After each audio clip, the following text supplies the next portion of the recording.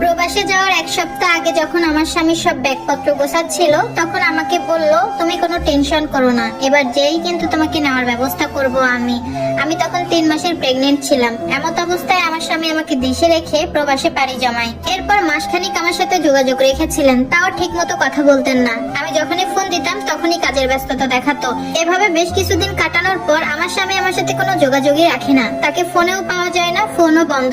অনেক টেনশন হচ্ছিল। ব্যাপারটা আমি আমার শ্বশুর শাশুড়িকে জানাই, কিন্তু তারা ঠিক মতো কোনো উত্তরই দিতে পারলো না। এরপর তার যত বন্ধু বান্ধব ছিল তাদের কাছে খোঁজ লাগাই, কিন্তু কেউ কোনো খোঁজ দিতে পারে না। আমার স্বামী কোথায় আছে, কেমন আছে, তাকে আমি অনেকবার যোগাযোগ করার চেষ্টা করেছি, কিন্তু কোনোভাবেই তার সাথে আর যোগাযোগ করতে পারিনি। মানুষটা কি আদৌ বেঁচে আছে নাকি মরে গেছে কেউ আমাকে কিছু জানালো না এবং বললোও না। তার বেশ কয়েক মাস পর আমার কোল জুড়ে কন্যা সন্তান এলো। আলহামদুলিল্লাহ, আমি অনেক খুশি ছিলাম। আমি ভেবেছিলাম আমার মেয়ে হয়েছে, আমার স্বামী জানতে পারলে সে অনেক খুশি হবে, হয়তোবা কোনো কারণে রাগ হয়ে আমার সাথে সে এখন আর কথা বলে না।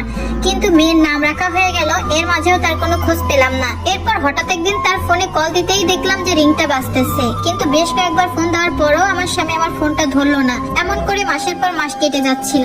এর ভিতর আমার মেয়ের প্রথম কথা বলা, প্রথম হাঁটা, প্রথম মা বলে ডাকা, সবকিছুই আমি একা উপভোগ করতে লাগলাম। কিন্তু তার বাবাকে কখনো এসব দেখানোর সুযোগটা আমার হয়নি। হঠাৎ করে একটা মানুষ কিভাবে উদাও হলো, তার কোনো খোঁজ নাই। এই 1টা বছর হতে যাচ্ছে, সে কি আমার উপর কোনো রাগ করেছে? তার মা বাবা বন্ধু বান্ধব কেউই আমাকে কিছু বলে না। কিছু জিজ্ঞাসা করলে তারা চুপ করে থাকে, বলে আমরা কিছু জানি না। তবে এর মাঝে বহুবার আমার শাশুড়ি চেষ্টা করেছে আমাকে ওই বাড়ি থেকে তাড়িয়ে দেওয়ার জন্য।